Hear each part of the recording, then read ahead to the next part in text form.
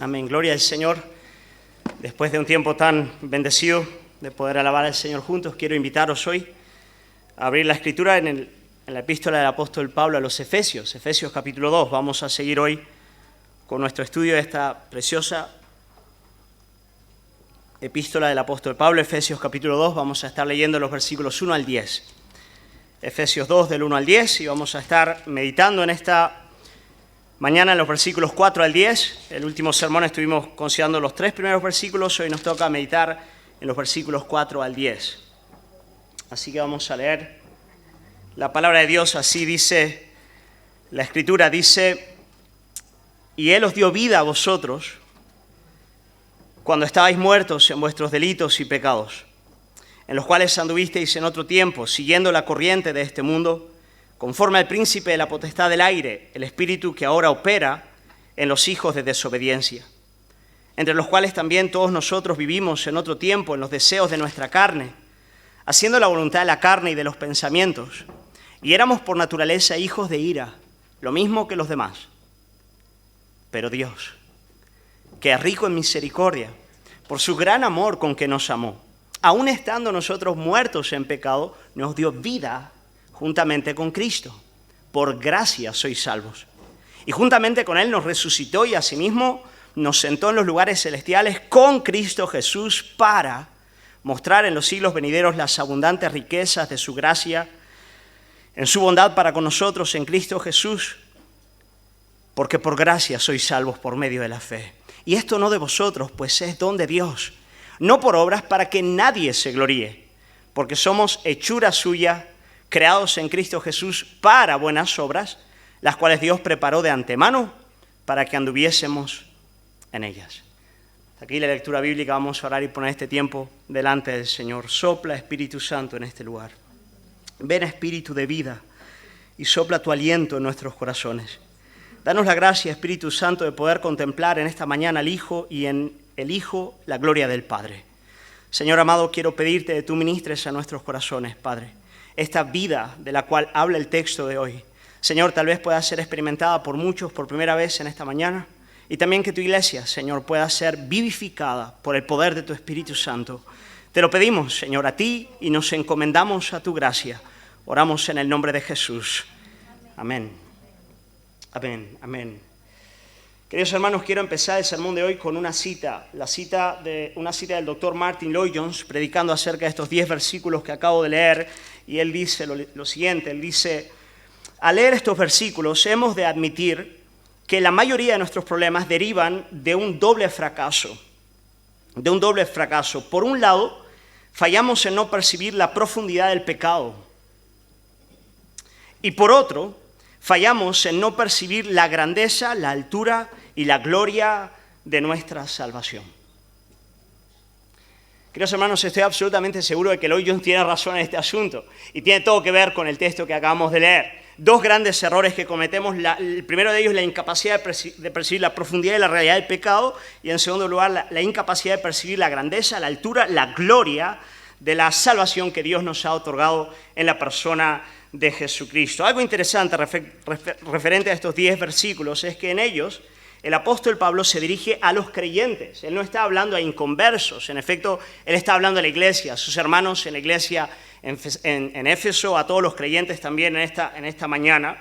Y básicamente lo que el apóstol Pablo hace en estos 10 versículos es presentarnos un contraste entre nuestra condición antes de la conversión. Es bien claro en el texto: esto habíais sido vosotros, esta fue la realidad referente a vuestras vidas. El contraste entre nuestra condición antes de la conversión y la obra de salvación de Dios en nuestras vidas, lo que Él hizo al venir a nuestro encuentro. Se nos dice que, a modo de resumen, en nuestra muerte espiritual, Dios, en su gracia, nos vivifica, Él nos da vida. Cuando estábamos muertos en nuestros delitos y pecados, Él viene para darnos vida. El contraste claramente lo encontramos en la primera palabra del versículo 4, cuando dice pero, segunda Dios, pero Dios. Antes esta era vuestra condición, pero Dios. Y el versículo 5 considero que es el que sintetiza lo que acabo de decir. Versículo 5 dice: aún estando nosotros muertos en pecados, nos dio vida juntamente con Cristo, por gracia sois salvos. Ahora, evidentemente, al considerar esta realidad, deberíamos preguntarnos cuál es la intención del apóstol Pablo al presentar semejante contraste a la vida de la iglesia. ¿Por qué él desea presentarnos este contraste a ti y a mí en esta mañana? Y yo quiero responder a esta cuestión. Queridos hermanos, el propósito de Pablo, y es claro en el texto, clarísimo, pero qué difícil. El propósito de Pablo con esta descripción es romper con toda forma de orgullo y justicia propia en nuestros corazones, para que, conscientes de las dimensiones de la gracia divina, rindamos a Dios la gloria que es debida a su nombre. Ese es el propósito de Pablo. Pablo sabe que aun cuando venimos genuinamente a la fe, siguen habiendo medidas tan profundas de orgullo y justicia propia en nuestros corazones que nos incapacitan de entender la grandeza de la gloria de Dios y por lo tanto rendir la gloria que es debida a su santo nombre. ¿Dónde vemos este propósito de Pablo? Pues en el versículo 9 el apóstol Pablo dice: para que nadie se gloríe, para que nadie saque pecho, para que nadie se enorgullezca de la obra que Dios ha hecho. En el versículo 7 él dice que la obra de salvación en nuestras vidas tiene como propósito último mostrar las riquezas de su gracia. Por lo tanto, ¿por qué Dios nos ha salvado? ¿Para qué? Para romper con nuestro orgullo y manifestar en nuestras vidas la hermosura, la grandeza de su soberana gracia en nosotros. Por lo tanto, el propósito de Pablo en estos 10 versículos es hacer eso contigo y conmigo en esta mañana. Y hermanos, pocas cosas son más difíciles que romper con el orgullo en nuestros corazones aún después de haber venido a la fe. ¿Pero por qué esto es tan importante? Porque Dios es glorificado cuando entendemos estas realidades. Desde luego, eso es lo más importante. Pero en segundo lugar, porque cuando esto opera en nosotros, cuando la justicia propia, la falsa religión es quebrantada en nuestros corazones y bebemos de la gracia divina, eso tiene efectos masivos en nuestra vida. Efectos masivos no solamente en términos de adoración, pero también en términos de santidad, en términos de obediencia, de sacrificio, de carácter de Cristo. Hermanos, el vigor, el gas, el diésel de la vida cristiana deriva de entender las dimensiones de la profundidad, de la gloria, de la gracia de Dios. En efecto, estaremos toda la eternidad intentando entender esta realidad. Pero solamente a modo de ejemplo, ¿os acordáis de la historia de la mujer del vaso de alabastro? ¿Os acordáis del contraste entre la actitud que Simón el fariseo tenía para con el Señor y la actitud que esta mujer tenía para con él? Simón se acerca a Jesucristo a partir de un formalismo religioso de quien quiere indagar, investigar, analizar, y de repente entra aquella mujer que rompe el vaso de alabastro, alabando al Señor, derramando sus lágrimas a sus pies, y Jesucristo entonces pone de manifiesto cuál era la distinción entre ambas realidades, y él dice: pues Simón, al que mucho le es perdonado, Simón, al que mucho le es perdonado, mucho ama. Mucho ama. ¿Sabes, Simón? Tú tienes un concepto de 50, tú debes 50, ella sabe que debe 500. Tú, al considerarte a ti mismo en comparativa con ella, dices 50. Ella, como no se compara contigo, como ha tenido un encuentro conmigo, ella sabe que debe 500, pero que ha sido perdonada de 500. Y por eso, todo lo que ella es, se derrama a mis pies. Porque al que mucho se le perdona, mucho ama. Hermanos, esto es así. O sea, la percepción que tengamos de la realidad de nuestro pecado y la dimensión de la gracia divina es lo que va a determinar nuestra entrega, nuestra adoración, nuestra obediencia, nuestra santidad. ¿Sabes por qué te cuesta tanto vivir en santidad? ¿Por qué te cuesta tanto obedecer a Cristo? Pues nada, porque tienes que entender en el poder del Espíritu Santo de Dios lo que Pablo dice en estos 10 versículos. Pablo lo entendió cuando miró a Cristo y se dio cuenta de que aún la justicia propia que cargaba en su corazón no era más que basura de cara a la gloria de Él y de cara a su perdón, y entonces Él se entregó al Señor. Él lo entendía y nosotros tenemos que entenderlo. Amén. Así que el apóstol Pablo establece ese contraste entre lo que nosotros éramos antes de la conversión, primeros 3 versículos, y después, a partir del versículo 4 al 10, la gracia de Dios que se ha extendido para con nuestras vidas. Pues nada, El sermón de la semana pasada estuvimos considerando juntos los primeros 3 versículos y vimos este diagnóstico divino referente a la condición del hombre en el pecado. Vimos que lo primero que hace el apóstol Pablo es darnos este diagnóstico, enseñarnos, como en ningún otro lugar en toda la Escritura, cuál es la profundidad de la realidad humana en el pecado. Y a modo de síntesis, el pecador en términos paulinos y en términos bíblicos es alguien que no está nada más y nada menos que muerto espiritualmente. El pecado no es solamente la desobediencia externa a determinados mandamientos, el pecado es un estado del alma al cual el apóstol Pablo llama muerte espiritual. ¿Os acordáis? El pecador es alguien que está muerto, completamente muerto en sus delitos y pecados. ¿Qué implica eso? En primer lugar, él está lejos de Dios. Y como Dios es vida eterna, estar lejos de Él, como una planta que se arranca de la tierra, es estar en muerte espiritual. Pero el muerto espiritualmente también es alguien que es incapaz de responder a los estímulos divinos. Él tiene ojos, mas no ve, él tiene oídos, mas no oye. Su corazón es incapaz de responder a las demandas de Dios. Y vimos que este hombre, a partir del versículo 1, este hombre que está en un estado de muerte espiritual, es un hombre que es esclavo. Él no solamente está muerto, él es esclavo. Esclavo de 3 realidades que estuvimos considerando más o menos detenidamente en el último sermón, ¿no es cierto? Espero que por lo menos alguno se acuerde de estas 3 realidades. Que no voy a preguntar para no poneros en problemas, pero estas 3 realidades son bien importantes. La primera de ellas es la corriente de este mundo. El esclavo, el muerto espiritual, es alguien que de manera invariable avanza conforme a la corriente de este mundo. Un mundo que es caracterizado por la enemistad con Dios, un mundo que es caracterizado por levantarse en antagonismo, en enemistad, en violencia en contra del Señor. Ese sistema, hablamos de eso. En segundo lugar, el muerto espiritual es alguien que está bajo el dominio del príncipe de la potestad del aire. Vaya enemigo que tenemos, el príncipe de la potestad del aire, un enemigo que no conoce fronteras, un enemigo que tiene la capacidad de penetrar y afectarnos a niveles íntimos, de pensamientos, de afectos. El príncipe de la potestad del aire que energeo, que opera, que domina, que gobierna los pensamientos y los afectos del hombre que está lejos de Dios. Hermanos, el mundo. En segundo lugar, el diablo. Y el tercero, ¿cuál era?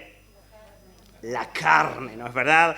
No solamente somos esclavos del mundo, no solamente estamos bajo las garras del príncipe de la potestad del aire, sino que además nuestra naturaleza pecaminosa besa al diablo y besa al mundo. Claro, si solamente consideramos los 2 primeros, podemos pensar que somos víctimas de fuerzas que son muy superiores a nosotros. Pero a partir del tercero, nos damos cuenta de que nuestro propio corazón avanza en la misma dirección que todas estas dinámicas que son contrarias al Señor en términos del mundo y también en términos del diablo. Queridos hermanos, todos nosotros nacemos con una naturaleza, con una propensión que es contraria al Señor.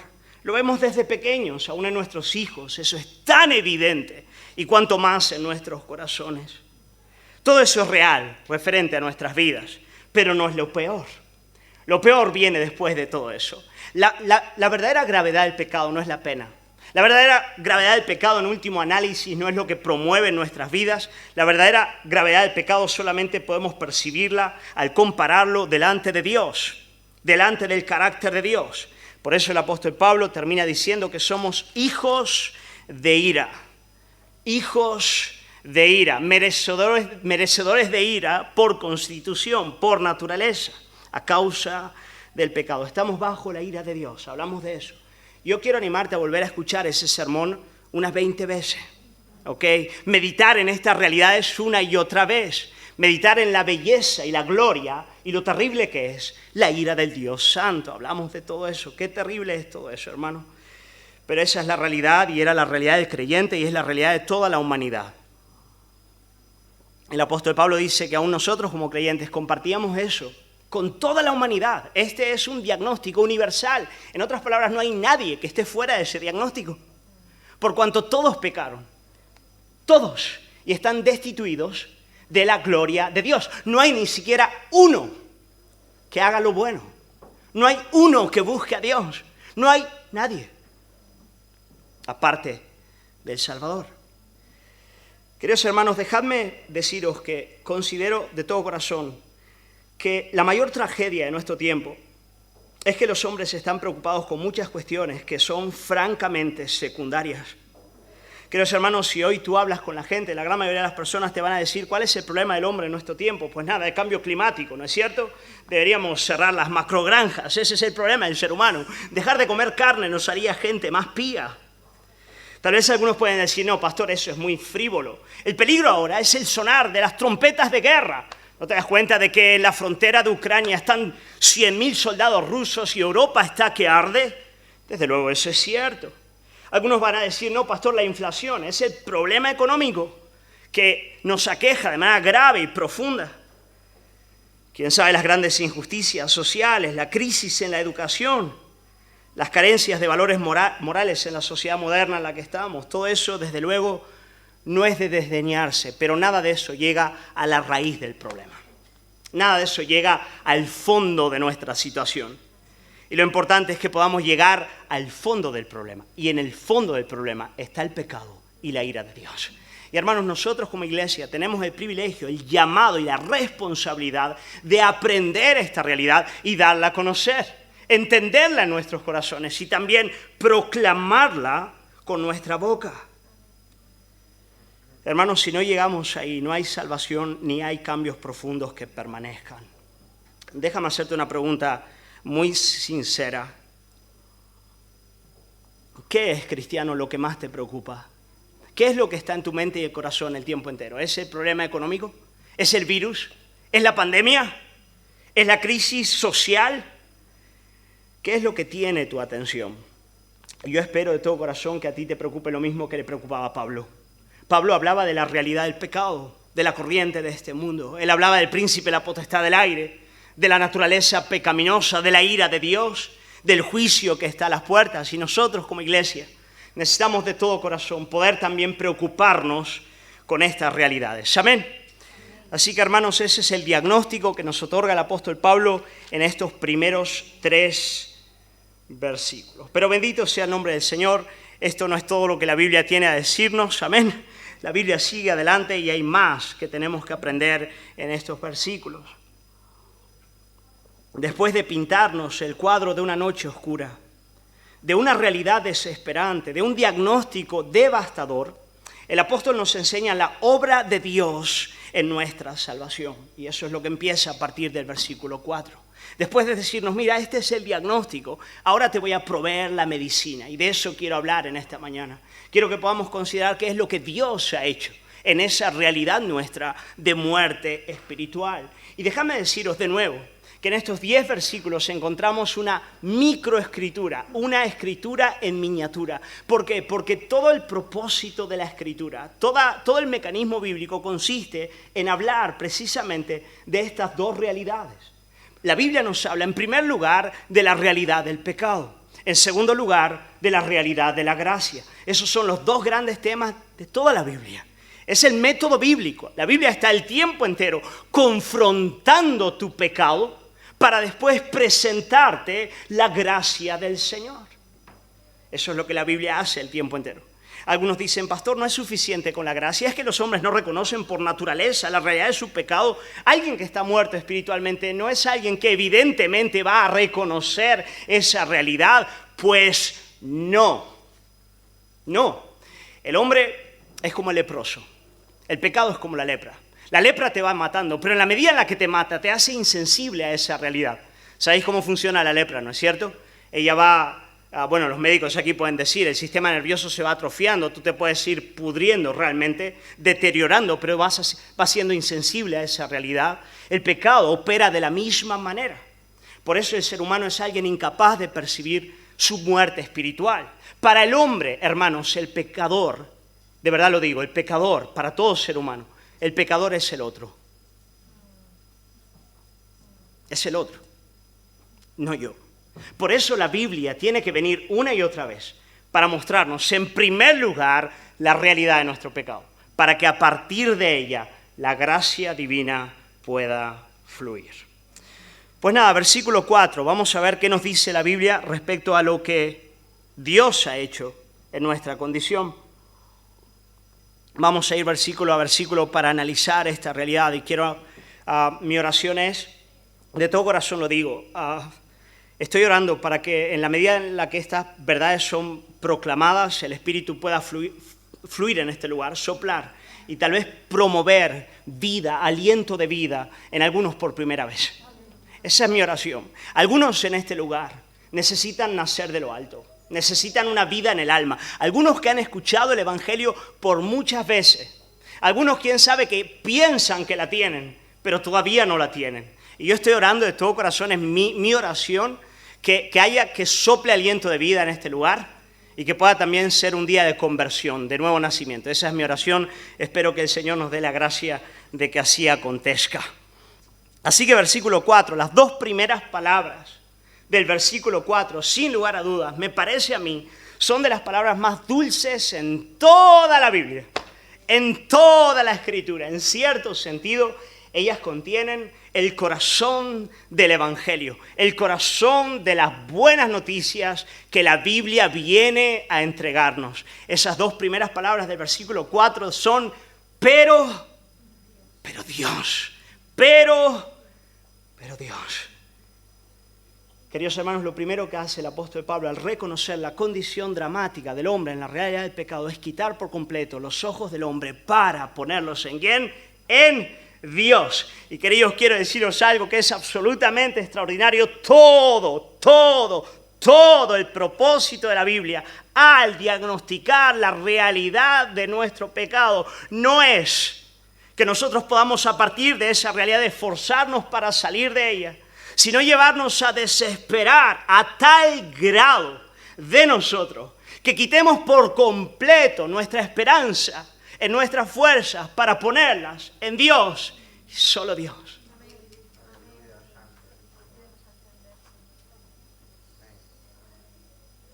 Porque en eso consiste la salvación. La salvación acontece cuando pero Dios. Cuando tú entiendes el pero Dios. Cuando pierdes la esperanza referente a tu propia persona para ponerla en Dios. Cuando desesperados de nosotros mismos alzamos nuestros ojos a Dios, entonces somos salvos. Queridos hermanos, ¿os acordáis de la realidad del pueblo de Israel en el desierto? ¿Os acordáis del pueblo de Israel en el desierto cuando murmuran en contra de Dios? Y Dios entonces envía serpientes venenosas para que piquen al pueblo. Y entonces ellos empiezan a morir envenenados desde adentro. Y claman a Moisés diciendo, Moisés, por favor, haz algo. Estamos muriendo. Este veneno nos va matando por dentro. Haz algo, Moisés. Hay un veneno que me mata por dentro. Haz algo, Moisés. Y Moisés clama al Señor. Y el Señor le dice, levanta un asta. Y en el asta pon una serpiente de bronce, la maldición que yo derramé sobre ellos. Pon la serpiente de bronce en ese asta para que todo aquel que la mire, sea sano. Increíble, hermanos. Para que todo aquel que quitando los ojos de sí mismo y de su miseria, ponga los ojos en esa serpiente en el asta, sea sanado. Jesucristo le dijo a Nicodemo, es necesario que el Hijo del Hombre sea levantado para que todo aquel que en él crea no se pierda, mas tenga vida eterna. Y que eso acontezca igual que aconteció en el desierto con aquella asta de bronce que Moisés levantó. Hermanos, la salvación en último análisis parte de esa realidad, mirar hacia afuera, mirar hacia Dios, considerarle a Él. Tal vez es algo que tú nunca has hecho y en esta mañana podrías hacer. Podrías mirar a Cristo y poner tu confianza en Él. En efecto, a modo práctico, pero Dios es fundamental para toda la vida cristiana. A fin de cuentas, toda nuestra santidad y sanidad deriva de considerar nuestra realidad y todo lo que vivimos y experimentamos a partir de una realidad profundamente teocéntrica. A veces hablo con personas que el tiempo entero piensan a modo horizontal. Están el tiempo entero hablando de lo que sienten, de lo que piensan, de lo que los demás han hecho con ellos, de lo que están viviendo, la realidad terrible, pero nunca les veo hablar del pero Dios. Nunca les veo hablar de la realidad que están viviendo a partir de Dios. Y me pregunto, ¿hay vida de Dios en ese alma? ¿De verdad ellos tienen percepción del fundamento de la fe? Pero Dios. Hermano, acostúmbrate a vivir la vida entera, no solamente el principio, pero la vida entera a partir de esta gloriosa realidad, pero Pero Dios, segundo lugar, el apóstol Pablo nos va a decir que Dios, pero Dios, encuentra en el seno de sus entrañas la razón para salvarnos. Él sigue diciendo, pero Dios, dice que es rico en misericordia por su gran amor con que nos amó, aun estando nosotros muertos en pecado, nos dio vida. El apóstol Pablo dice, en primer lugar, la salvación se encuentra en Dios. En segundo lugar, Dios se encuentra en sus mismas entrañas la razón por la que quiere salvarnos. Él es rico en misericordia. Él nos amó. Y aquí el apóstol Pablo está hablando no del amor general de Dios para con toda la raza caída. Este es el amor electivo de Dios. El amor especial que Él derrama para con aquellos que Él separó desde antes de la fundación del mundo. Lo vimos en el capítulo 1. Él dice, Dios extiende sobre ti su salvación por algo que Él encuentra en sí mismo y no en ti. Bendito sea el nombre del Señor. Él encuentra en sí mismo, en sus entrañas, amor, gracia, y esa es la razón por la que Él nos salva. Queridos hermanos, esta es una gran noticia. Creo que hermana Tere oró en la alabanza diciendo, gracias Señor, porque tu amor no cambia. Tu amor no cambia, Señor. ¿Por qué? Porque tu amor es parte de tu carácter. Porque tu amor es parte esencial de quién eres tú, Señor. Y porque tú no cambias, la casa de Jacob no ha sido consumida. Porque Él no cambia, sus propósitos continúan adelante en nuestras vidas. Porque Él no cambia, sus misericordias se renuevan a cada mañana. Porque Él no cambia, Él cumplirá su propósito en mí. Bendito sea el nombre del Señor. Queridos hermanos, a mí me parece una extraordinaria noticia saber que la obra de Dios de salvación descansa en el carácter de Él y no en mi persona. Pero sé que no para todos esto es así, especialmente para el hombre moderno, el hombre de nuestro tiempo, ¿no? Vivimos en una era que es bastante contraria a este concepto bíblico de que la salvación descansa en el carácter de Dios. Nosotros vivimos en la era de la autoexpresión. El hombre de nuestro tiempo considera que la dicha del individuo consiste en crear su propia imagen y proyectarla. Tú has nacido para poder ser alguien especial. En efecto, nadie debería definirte a ti. Tú debes definirte, debes crearte. Y por cierto, no solamente eso, tienes que proyectarte, porque tu máxima dicha va a ser que todos los demás puedan reconocer y valorar y afirmar esa proyección identitaria que tú has hecho. Por lo tanto, vivimos en la sociedad del reality show. ¿Lo dije bien? ¿Reality show? O de las redes sociales, donde estás el tiempo entero proyectando esa imagen con el fin de que a partir de la aceptación social tú te sientas amado. La nuestra es una sociedad que busca el amor a partir de esa realidad. Soy amado por lo que proyecto, soy amado porque lo valgo. Pero el Evangelio afirma que somos amados por la valía divina, por lo que Dios vale, por lo que Cristo vale, por lo que Él vale. ¿Qué podemos hacer de cara a esa realidad? ¿Qué es lo que ocurre cuando entendemos finalmente que nuestra salvación descansa en el amor que Dios ha encontrado en sí mismo, muy aparte y muy distante de nuestra realidad, que en realidad no lo merecía, era de rebelión, era de muerte espiritual, era de antagonismo en contra de Él? ¿Qué es lo que ocurre con el corazón cuando Él entiende esta categoría de amor a la que la Biblia llama gracia? En primer lugar, quebranta o rompe nuestro orgullo. ¿No es cierto? Nos rompe por completo. Quebranta el orgullo del hombre. No soy amado por lo que en mí mismo alcanzo, sino por lo que Dios encuentra en Él. Eso me quebranta. Pero en segundo lugar, me sana, hermano. Me sana porque ya no tengo que estar buscando esa realidad. Porque ya es mía plenamente, porque el Padre me amó. Y ese es un amor seguro, ese es un amor que permanece en todas las vicisitudes de esta vida cambiante, en todo lo que en esta vida podemos experimentar. Amén. Así que, pero Dios que es rico en misericordia, compasión para con nuestras miserias, por su gran amor, hermanos, gran amor, con que nos amó. Y ahora sigue diciendo en el versículo 5, y esto quiero centrarme bastante aquí, aún estando nosotros muertos en pecados, nos dio vida juntamente con Cristo. Yo quiero hablar un poco de este versículo que me parece de máxima importancia en lo que el apóstol Pablo está diciendo en este lugar. Queridos hermanos, el apóstol Pablo nos dice, la salvación se encuentra en Dios, pero Dios. En segundo lugar nos dice, Dios encuentra en sí mismo, en su carácter, las razones por las que salvarnos, por la riqueza de su misericordia, su gran amor. En tercer lugar, Él nos va a enseñar que la salvación divina acontece como un acto soberano en el cual Dios nos imparte vida.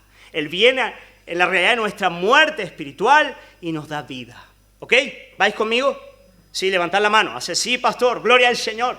Amén, así me animo un poquito, ¿no? Porque, ¿de qué está hablando aquí Pablo en el versículo 5?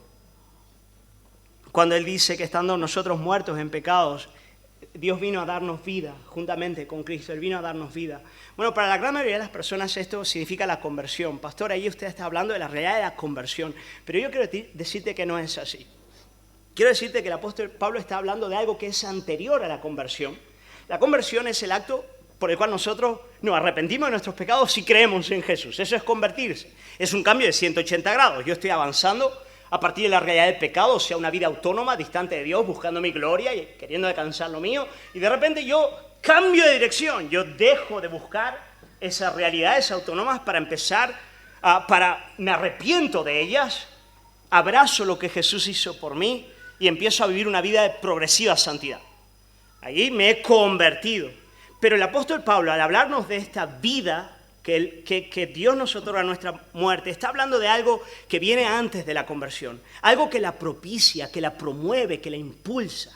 Estamos hablando de la gloriosa doctrina bíblica del nuevo nacimiento, de la regeneración, de Dios viniendo a nuestro encuentro cuando nosotros estábamos absolutamente muertos y engendrando en nosotros vida. Hermanos, la conversión es algo que nosotros hacemos. Yo me arrepiento, yo creo, yo empiezo a vivir progresivamente en santidad a partir del ejercicio de mis afectos, de mis pensamientos, de mi voluntad. En la conversión tenemos una participación profunda como creyentes, pero en esta realidad del nuevo nacimiento nosotros no participamos. Aquí estamos hablando de algo que viene de lo alto, algo que ocurre cuando nosotros estamos muertos. Y por cierto, el apóstol Pablo es enfático en este asunto. Él dice, aún estando muertos, enemigos, distantes, rebeldes, muertos en vuestros pecados, en esa realidad acontece un acto unilateral, soberano, puntual, que viene de lo alto y te da vida. Y la conversión, el arrepentimiento, la fe, el deseo de santidad, etcétera, son expresiones de una vida que ya está operando en el alma. De una vida que viene de lo alto y que es producida por el Espíritu Santo de Dios.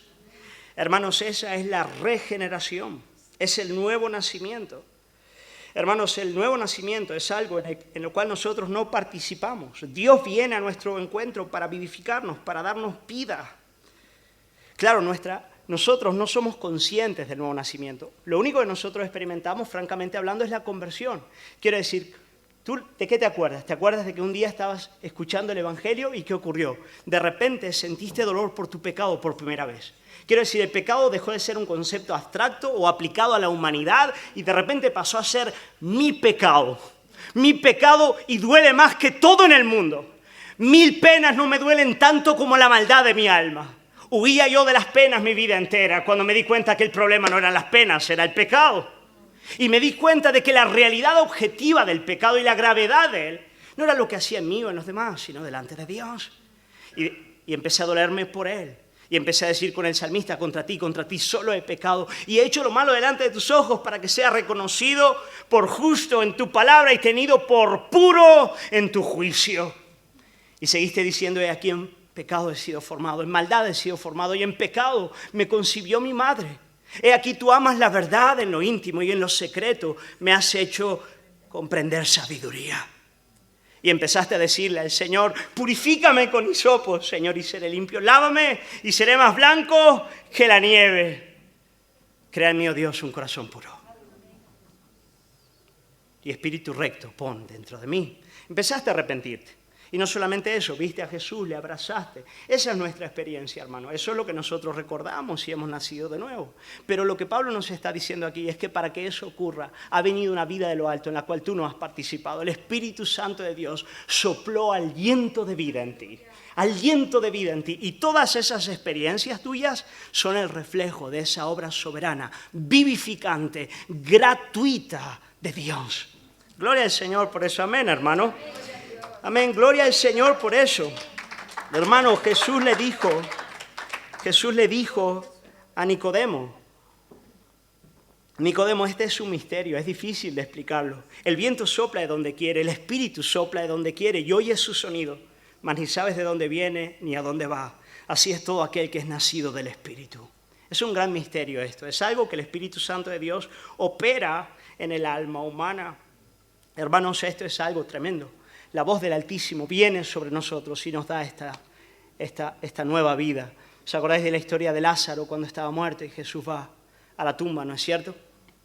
Llevaba 4 días ya Lázaro muerto en aquel lugar. Cuando Jesús se está acercando a Betania y Marta viene a hablar con él. Y Jesús le dice a Marta, Marta, tu hermano resucitará. Y ella le dice, sí, Jesús, yo sé que él va a resucitar en el día postrero. Yo lo sé, pero Jesús entonces quiere enseñarle que antes de la resurrección física viene la espiritual y lo hace a partir de este milagro extraordinario, acercándose a aquella tumba, pidiendo que removiesen la piedra. Y entonces con su voz poderosa diciendo, Lázaro, ven fuera. Y aquel que era un cadáver vivió. ¿Cuántos piensan en la salvación como un mero mensaje que debe ser aceptado o rechazado a partir de una realidad neutra y libre? ¿Cuántos piensan en la salvación como un mensaje, como un salvavidas que es lanzado al mar para que aquel que está medio ahogado se agarre y salga de aquel lugar?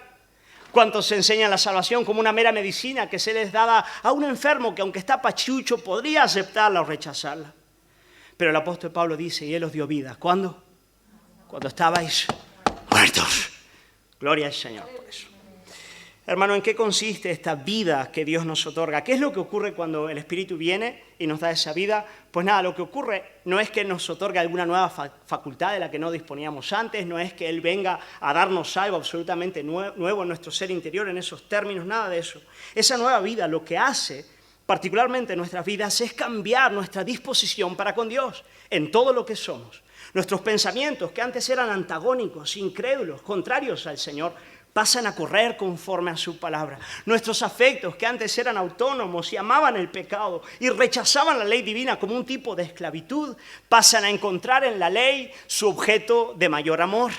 Hermanos, toda nuestra disposición empieza a cambiar para con Dios a partir de este nuevo nacimiento, de esta vida que viene de lo alto, queridos. Yo no me acuerdo exactamente el día en que eso ocurrió en mi vida. Me crié en una familia en la cual estuve bastante cubierto a partir de esa realidad. Pero sí os puedo decir que recuerdo muy bien yendo a la iglesia y aburriéndome como un burro en cada predicación, diciendo que termine ya, estoy tan agotado. Y de repente eso cambia. Y yo no quiero más que escuchar la palabra y que estar ahí. Y mi corazón empieza a responder a los estímulos divinos y a sentir dolor por pecado, a amar a Cristo. Nuevo nacimiento, amén. Nuevo nacimiento. Dios nos dio vida. Dios nos dio vida. Hermanos, el apóstol Pablo sigue diciendo, aún estando nosotros muertos en pecados, nos dio vida. Y él dice que esa vida Él nos la otorgó juntamente con Cristo. Segunda mitad del versículo 5. Juntamente con Cristo, por gracia sois salvos. Versículo 6, él sigue diciendo, y juntamente con Él nos resucitó. Y asimismo nos hizo sentar en los lugares celestiales con Cristo Jesús. Queridos hermanos, en primer lugar la salvación viene de Dios, pero Dios, en segundo lugar, se ancla en su carácter. Viene de su amor y de su misericordia. En tercer lugar, descansa en un acto que viene de lo alto y nos da vida, vida en nuestra muerte. Y ahora el apóstol Pablo nos va a decir que todo eso acontece en unión con Cristo, en unión con Cristo, en unión con Jesús. Oh, hermanos, habría tanto para decir en este punto, pero dejadme solamente destacar 2 cosas importantes aquí. En primer lugar, decimos que todo esto que Dios hace en nuestras vidas acontece en función de la obra que Jesús hizo a nuestro favor. al vivir una vida perfecta en nuestro lugar, al derramar su sangre en la cruz. Oh, queridos, recuerda que todo favor de Dios con tu vida descansa en Jesús. Descansa en Él el tiempo entero. Recuerda eso. Pero en segundo lugar, y esto es extraordinario, el apóstol Pablo nos va a decir que existe una unión mística o espiritual entre el creyente y Cristo. De tal manera que lo que en nosotros está ocurriendo ahora espiritualmente es lo mismo que ocurrió en Jesús, aún en términos físicos. Queridos hermanos, Jesucristo, el Hijo eterno de Dios, tomó nuestra plena naturaleza para ser nuestro representante. Y la Biblia nos enseña, escúchame bien, por favor, esto es complejo, pero es de máxima importancia. La Biblia nos enseña que cuando Él derramó su sangre en la cruz, cuando Él murió en aquel lugar, no solamente las demandas de la justicia del Padre fueron satisfechas, pero también el viejo hombre, el Adán, la carne que nos dominaba, que nos esclavizaba, que nos oprimía y nos llevaba al infierno, en aquella cruz, en su muerte, esa carne recibió un golpe de muerte. Y cuando Él murió, de manera muy real, espiritual y objetiva, cada uno de sus hijos murieron en aquel lugar juntamente con Él.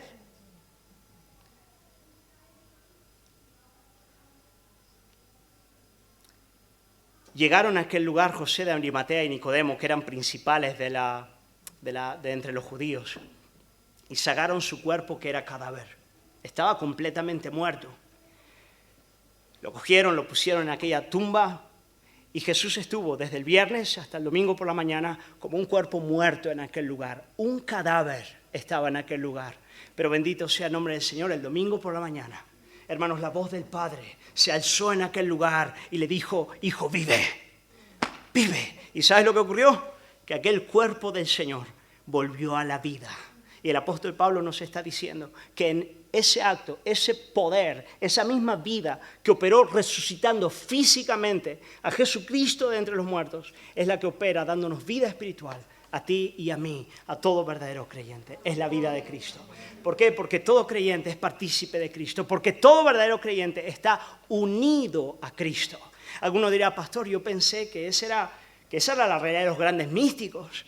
Yo pensé que solamente aquellos que vivían una vida perfecta lograban llegar a tener esta unión con Cristo. No, hermano, no.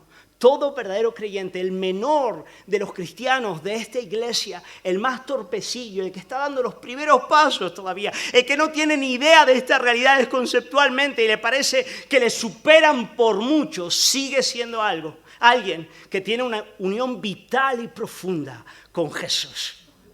¡Qué gloria! ¡Qué maravilla! Hermanos, yo solo puedo alabar al Señor por eso, porque estamos unidos a Jesús de una manera profunda y vital. Amén. Y no solamente eso, sigue diciendo el apóstol Pablo, que así como Cristo está sentado en los lugares celestes, nosotros estamos en ese lugar con Él desde ya. De manera objetiva y muy real, Jesucristo está hoy sentado a la diestra del Padre y Pablo está diciendo: mira, como Él está en aquel lugar, vosotros estáis con Él. Vosotros estáis con Él. Eso significa, bueno, que un día de manera absoluta vamos a estar ahí porque Él es el garante y representante de nuestra fe. Pero no solamente eso.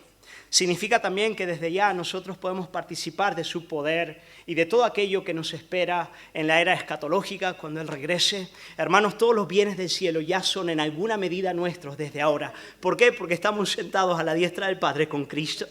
Hermanos, qué consuelo es eso. Vivimos en un mundo caído, ¿sí o no?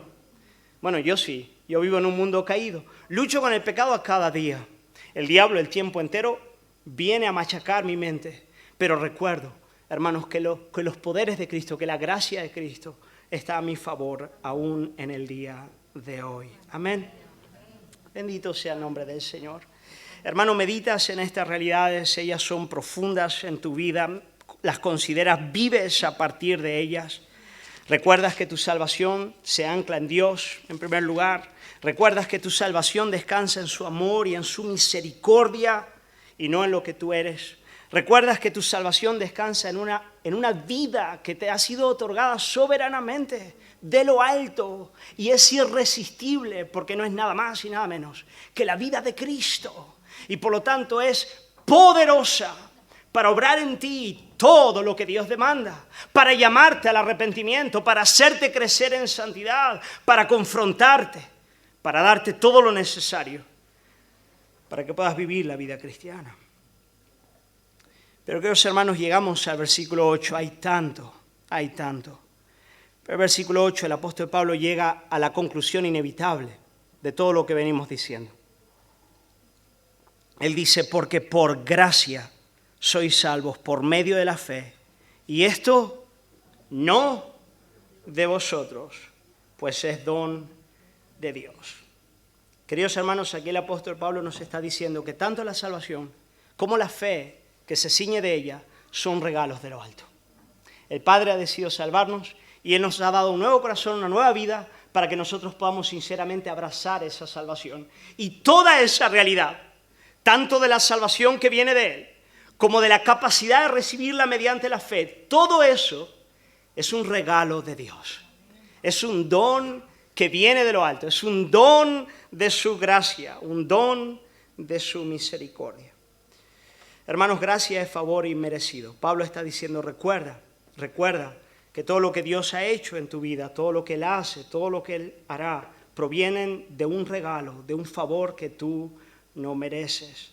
No por obras, destaca el apóstol Pablo, no por lo que nosotros hagamos o dejamos de hacer, no por nuestra fe, no por nuestro arrepentimiento, no por nuestro progreso en la santificación, aunque es fundamental e inevitable, necesario en la vida cristiana, pero nada de eso se apoya. Es un don de Dios, es un regalo de Dios. Y el propósito lo encontramos aquí, para que nadie se gloríe. Para que nadie se gloríe. Queridos hermanos, hay un sentido en el que este es el propósito último por el cual Dios operó la salvación de este modo. En la raíz de nuestro pecado está la naturaleza orgullosa que nos caracteriza.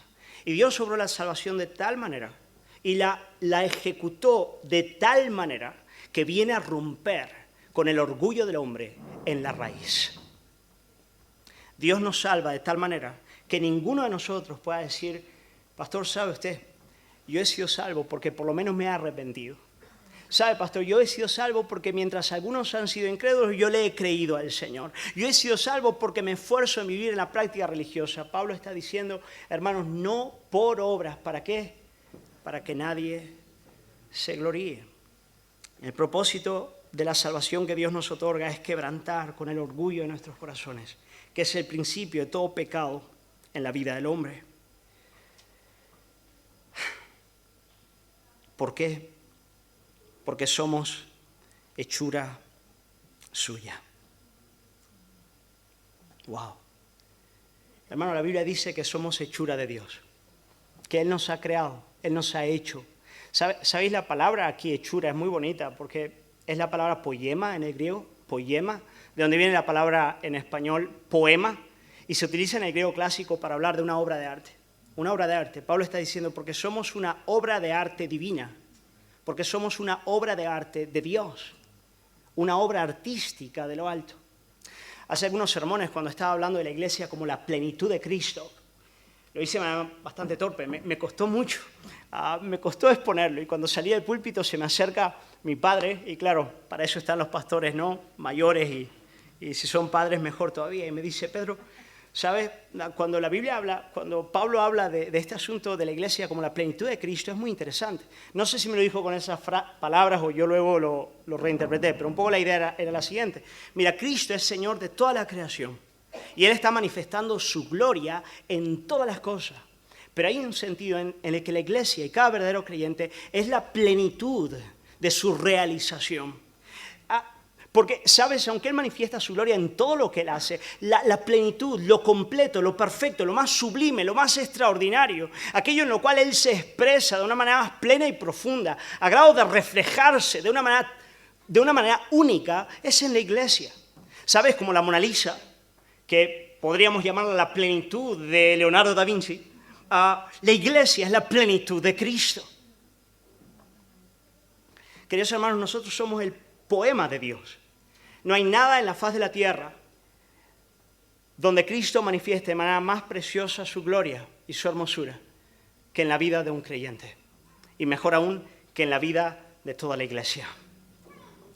Bendito sea el nombre del Señor. Qué lindos son los creyentes. Por lo menos a veces.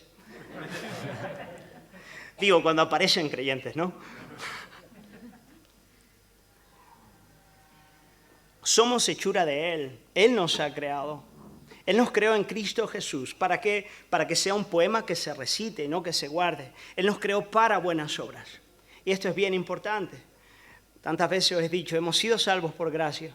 Desde luego, no por obras, pero hemos sido salvos para obras. Pablo está diciendo, mira, hemos sido hechos por Dios un poema que debe expresarse, que debe comunicarse, que debe manifestarse a partir de buenas obras, de obras que reflejen el carácter, la belleza de Cristo, la voluntad de Cristo para nuestras vidas, para buenas obras. Y quiero terminar con esta última frase, porque me bendijo mucho esta semana, que dice, las cuales Dios preparó de antemano para que anduviésemos en ellas. Hermanos, qué maravilla. El apóstol Pablo está diciendo, mira, el Señor no solamente te ha redimido por gracia, no solamente te escogió antes del principio de los tiempos para extender sobre tu vida su amor electivo, dándote un nuevo nacimiento, dándote una nueva vida en el alma, pero también antes del principio de los tiempos Él dictaminó y marcó el camino por el cual Él desea que tú debes andar. Y desde luego podríamos interpretar esto a un modo genérico, explicando que el Señor tiene una voluntad para con nuestras vidas que está revelada en las Escrituras, y desde luego así es. Pero también es cierto que Dios tiene un camino particular y especial para cada uno de sus hijos, que Él ha ordenado antes del principio de los tiempos. Y cada vez que avanzo más y más en la vida cristiana, me voy dando cuenta de esa realidad. Que el factor determinante en el curso de mi vida no son tanto en último análisis mis decisiones, aunque ciertamente son importantes, pero es el hecho de que Dios ha ordenado mis pasos. Y aunque yo hago planes, Él ordena mis caminos. Y aunque yo pienso, Señor, ¿cuál es tu propósito? Finalmente la providencia va ordenando mi vida. Gloria al Señor por eso. Pero yo, querido hermano, tal vez tú puedes preguntarte en esta mañana, pero ¿cómo puedo yo, pastor, saber cuáles son esos propósitos? ¿Cuáles son esos caminos que Dios ha ordenado para mí? Pues nada, hermano, en primer lugar, ve a la Biblia y considera la palabra del Señor. Ella te va a enseñar cuáles son las buenas obras que el Señor ha preparado para ti desde antes del principio de los tiempos. Hay un montón. Lee la Biblia, medita en ella y considera todo lo que ella te dice. Y en segundo lugar, abraza la providencia. No hay 1000 mundos en los que podrías estar según tu elección. No hay 1000 posibilidades que podrían abrirse delante de tus ventanas tan solo con que golpeases. ¡Qué engaño el hombre moderno! Abraza lo que Dios ha puesto delante de ti de manera inmediata en el día de hoy para amar y servir y hacer lo que Dios quiere de ti, allí donde te ha puesto. Canta, entona el poema, ahí donde estás. Somos hechura suya, creados en Cristo Jesús para buenas obras, las cuales Dios preparó de antemano para que andásemos en ellas. Amén. Avanzamos por sendas antiguas. Gloria al Señor por eso. Cristiano, termino con algunas palabras para ti.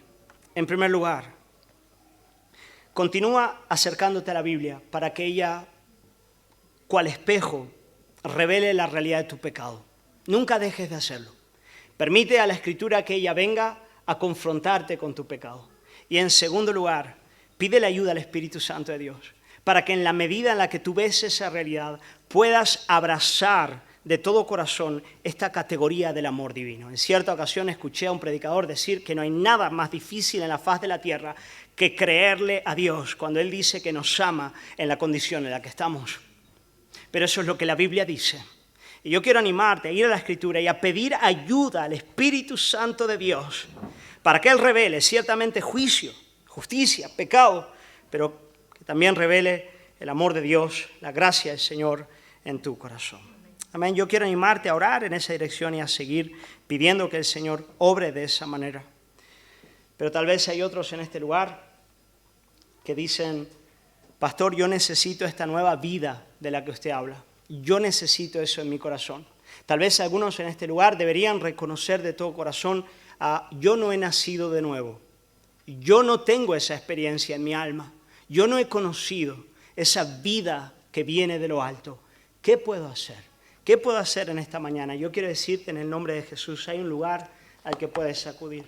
Hay alguien a quien puedes mirar. Así como Moisés levantó a la serpiente de bronce en el desierto para que todos aquellos que la mirasen fuesen sanados, Jesucristo fue levantado en la cruz.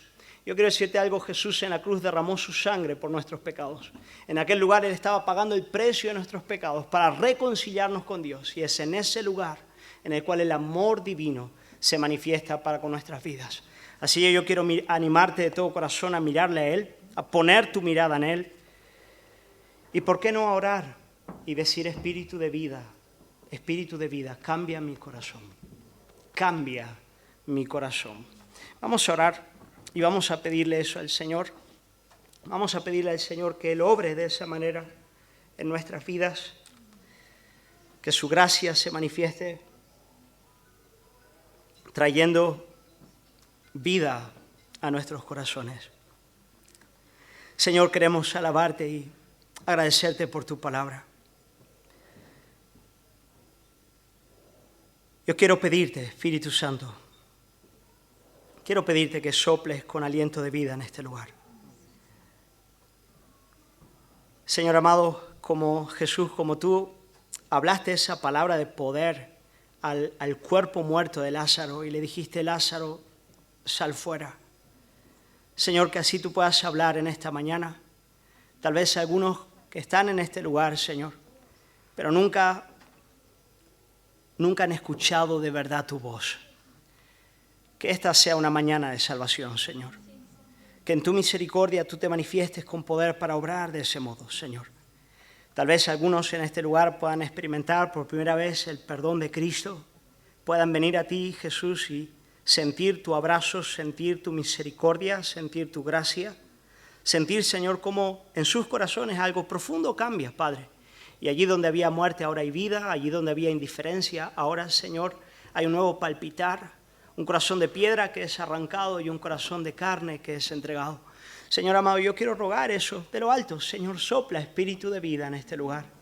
Señor amado, queremos clamar que tu poder se manifieste trayendo convicción, Señor, y arrepentimiento. Pero, Señor, de manera muy, muy especial, quiero también orar por nuestras vidas y quiero orar por mi vida y por la vida de tu iglesia.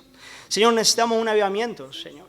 Necesitamos ser avivados. Necesitamos, Señor, un avivamiento, una llenura de tu espíritu. Necesitamos, Señor, ser capacitados para vivir en toda obediencia y sacrificio en los tiempos difíciles que estamos experimentando. Y Padre Santo, estoy absolutamente convencido de que un entendimiento espiritual de estas verdades, Señor, producen avivamiento. Por eso quiero pedirte, Padre, por cada uno de mis hermanos, incluyendo mi propia vida, para que, Señor, el texto que hemos estado meditando entre el domingo de la semana pasada, el día de hoy, Señor, tú nos lo metas dentro. Y tú nos des la gracia, Señor, de navegar en él y de penetrar en él y profundizar en él y nadar en él, cual Ezequiel, en aquel río de tu espíritu, Señor. Hasta que de verdad, Señor, en las profundidades de nuestro pecado podamos experimentar la dulzura del amor divino, Señor, y entonces, como poema tuyo, vivir para tu gloria.